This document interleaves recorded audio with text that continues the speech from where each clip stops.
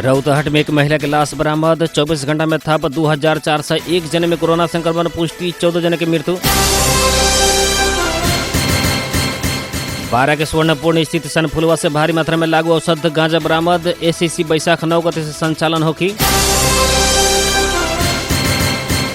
मध्य प्रदेश में स्थानीय तक निर्वाचन आसीन में करे के लोसपा के मांग आ मांग पूरा न भले पर झापा से कंचनपुर तक स्थानीय तह चुनाव होके ना देवे के सीके राउत के चेतावनी।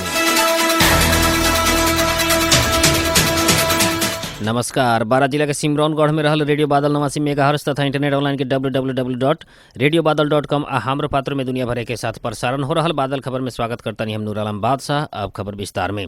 रौतहट में एक महिला के लाश गेहूं के खेत में मिलल बाटे। रौतहट की स्नात नगर पालिका में एक विवाहित महिला के लाश मिलल बाटे। स्नात नगर पालिका 9 के 19 वर्षीय चांदनी खातून के लाश मिलल रौतहट के प्रहरी परीक्षक विनोद घिमरे बतैले बानी।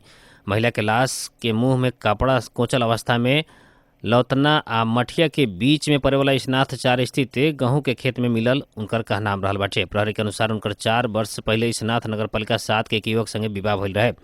बियाह भइला पर भी वहाँ के नैहर में ही रहत आयल रहनी। उनकर पति फोन करके बोलैला बाद चांदनी रात के घर से निकलल रहनी। प्रहरी परीक्षक घिमरे कहनी लाश के पोस्टमार्टम बाद हत्या के बारे में था बात खुले के बतावल गइल बाटे। पिछला 24 घंटा में था 2401 जने में कोरोना वायरस संक्रमण पुष्टि भइल बाटे त उहे अवधि में 7777 जने संक्रमण मुक्त भइल बानी। स्वास्थ्य मंत्रालय आज देहल जानकारी अनुसार 24 घंटा में 16,356 जने के नमूना परीक्षण कैले पर उक्त संख्या संक्रमण पुष्टि भइल बाटे।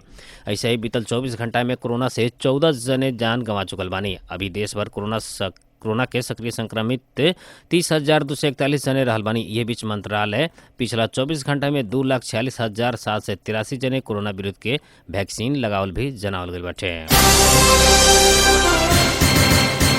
अस्पताल के लापरवाही से जनकपुर धाम में मतारी आ लइका के मृत्यु भइल पीड़ित परिवार आरोप लगैले बाटे। जनकपुर धाम स्थित काव्य अस्पताल में डॉक्टर के लापरवाही के कारण मतारी आ जुड़वा बच्चा के मृत्यु भइल कहत पीड़ित परिवारजन अस्पताल में तोड़फोड़ समेत कइल बाटे। बीतल सोमवार के अस्पताल में भरना भइल धनुषा के धनुषा धाम नगरपालिका 7 किसानपुर के यजुब अंसारी के 25 वर्षीय पत्नी मुशर्रफ खातून उनकर नवजात जुड़वा बेटा जान गंवा चुकल बाटे।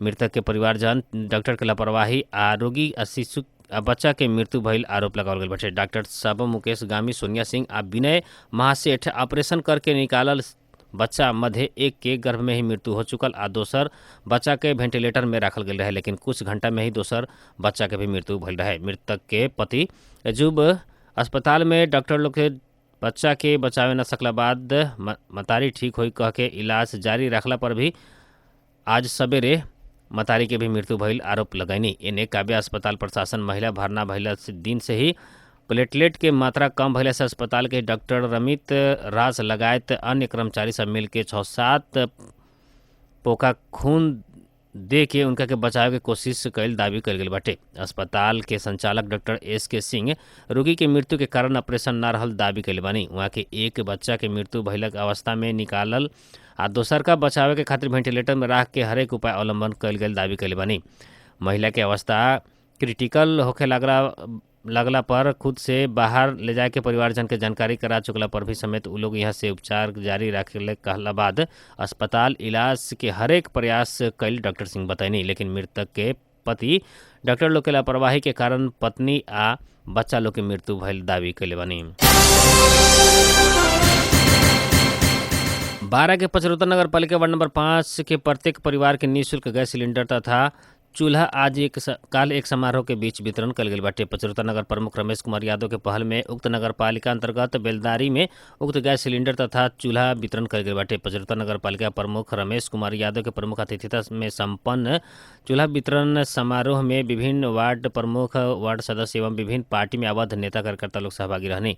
गत निर्वाचन में पचरौता के धुआं मुक्त बनावे के घोषणा अनुसार वहाँ के बेर बेर विभिन्न वार्ड में गैस सिलेंडर तथा चूल्हा वितरण करत आयल बानी। परंपरागत तरीका से जरना में खाना पकैला पर खाना बनावे वाली महिला सबके स्वास्थ्य में प्रतिकूल असर पड़े के समय समेत बर्बाद होखे के भइला से नगर प्रमुख यादव पचरौता के धुआं मुक्त बनावे के घोषणा कैले रहनी।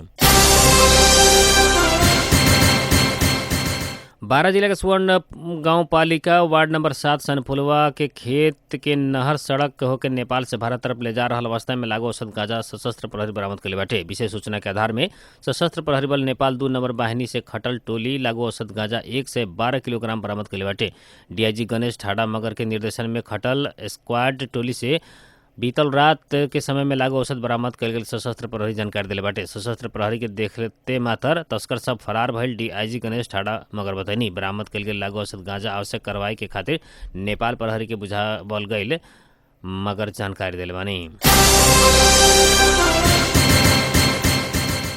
मोटरसाइकिल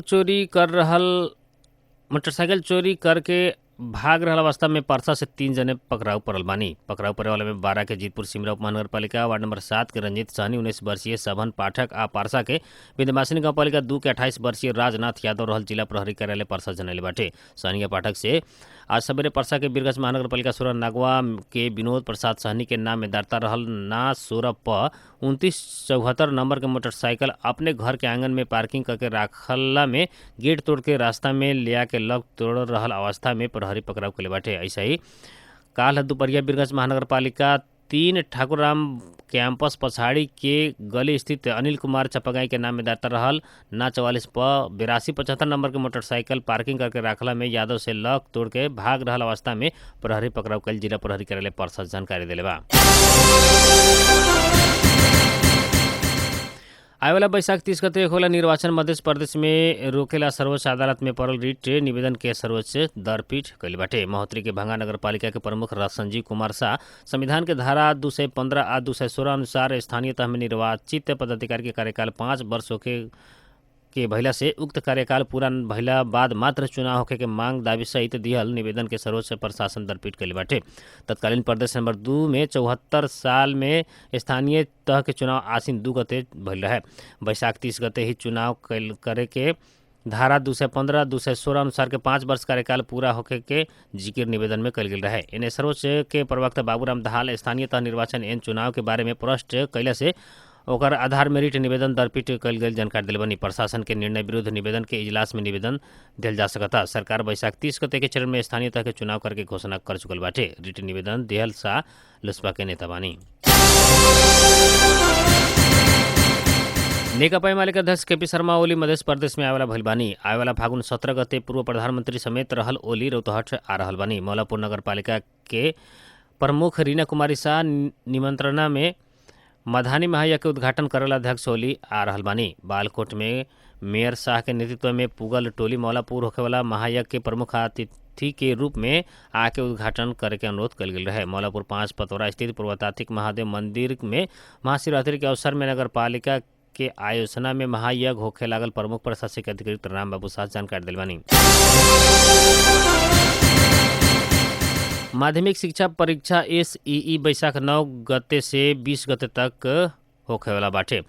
आज बैठल राष्ट्रीय परीक्षा बोर्ड के बैठक से परीक्षा संचालन के निर्णय कल बोर्ड के अध्यक्ष महाश्रम शर्मा जानकारी दिल बानी। कोरोना महामारी के कारण पढ़ाई प्रभावित भइला से बोर्ड नियमित समय से 1 महीना लेट करके परीक्षा करे लागल बाटे। स्थानीय तह के चुनाव के समेत ध्यान दे के बैसाख 9 गते से परीक्षा करे लागल अध्यक्ष शर्मा बतैले बानी।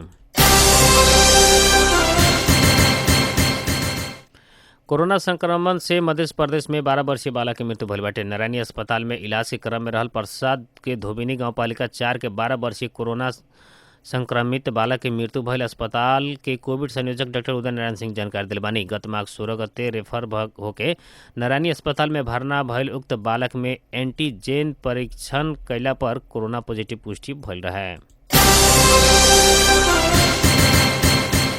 लोकतांत्रिक समाजवादी पार्टी लोजपा मध्य प्रदेश में स्थानीय तह के निर्वाचन आसीन 2079 में करे के मांग कैले बाटे। सरकार से यह सोमवार के मात्र स्थानीय तह के निर्वाचन 30 बैसाख में देश भर में एक चरण में करे के निर्णय कैले बाटे। पिछला बेरी 3 चरण में चुनाव भइला पर भी स्थानीय तह निर्वाचन एन 2073 अनुसार सभी जनप्रतिनिधि के कार्यकाल 5 जेठ 2069 में समाप्त होकर के निर्वाचन आयोग बतैले बाटे। इसे 2 आसीन 2074 में निर्वाचन भइल मध्य प्रदेश के जनप्रतिनिधि के अधिकार कुंठित होके के लोसपा बतैले बाटे। पहिलका चरण में 2074 बैसाख 31 गते, दूसरका चरण में आषाढ़ 14 गते आ तीसरका चरण में आसीन 2 गते भइल रहे। बैसाख 31 गते भइल पहिलका चरण चुनाव संविधान अनुसार ही हो रहला पर भी आषाढ़ 14 गते भइल दूसरका चरण के चुनाव से अभी के चुनाव 1.5 महीना आगाड़ी ही हो रहल लोसपा के कहनाम रहल बा। किसान आंदोलन के मांग संबोधन न भइला में स्थानीय तक निर्वाचन में अवरोध करे के जनमत पार्टी के अध्यक्ष डॉक्टर सी.के. राउत चेतावनी दिले बानी। आज बीरगंज में पत्रकार सम्मेलन करके वहाँ के पहिलका किसान आंदोलन के मांग संबोधन होखी, ओकरा बाद मात्र यहाँ स्थानीय तक के निर्वाचन के परिकल्पना कल जाओ। वहाँ के कहानी ना भइला में और जगह में तो कहल ना जा सकता, लेकिन तराई मधेश में झापा से कैलाली के कंचनपुर तक स्थानीय निर्वाचन में हमनी अवरोध करें। हमनी निर्वाचन में जाए के तैयार भइला पर भी सरकार से कम किसान आंदोलन के मांग पूरा करे के उनकर मांग रहे। निर्वाचन से जे अला पर भी हमनी के एजेंडा ये होके के बताइनी। किसान आंदोलन के ज्ञापन पत्र न लेवे के, लेकिन विदेशी के स्वार्थ के पछाड़ी हमनी के नेता सब दौड़ रहल वहाँ के आरोप लगैनी। अब मौसम संबंधी जानकारी। रेडियो बादल 89 मेगाहर्ट्ज द्वारा मापन कयल अनुसार सिमरौनगढ़ लगायत आसपास के क्षेत्र के अभी के न्यूनतम तापक्रम 18 डिग्री सेल्सियस रहल बा। इससे आज सवेरे 17, दोपहरिया 18 डिग्री सेल्सियस रहल रहे। आज रात में 15 डिग्री सेल्सियस तापक्रम रहे के अनुमान कयल गेल बा। इससे आज सवेरे 6:47 में बेर उगल तो संझिया 5:33 में बेर डूबल रहे। आज के खातिर बादल खबर इतने जाते जाते प्रमुख खबर एक बार फिर से। रौतहट में एक महिला के लाश बरामद। 24 घंटा में था 2401 जने में कोरोना संक्रमण पुष्टि, 14 जने की मृत्यु। 12 के सुवर्णपूर्ण स्थित सनफुलवा में भारी मात्रा में लागू औषध गांजा बरामद। एसएससी बैसाख 9 गते से संचालन होगी। मध्य प्रदेश में स्थानीय तक निर्वाचन आसीन में करे के लोसपा के मांग पूरा न भइला पर झापा से कंचनपुर तक स्थानीय तह चुनाव होके ना देवे के सी.के. राउत के चेतावनी।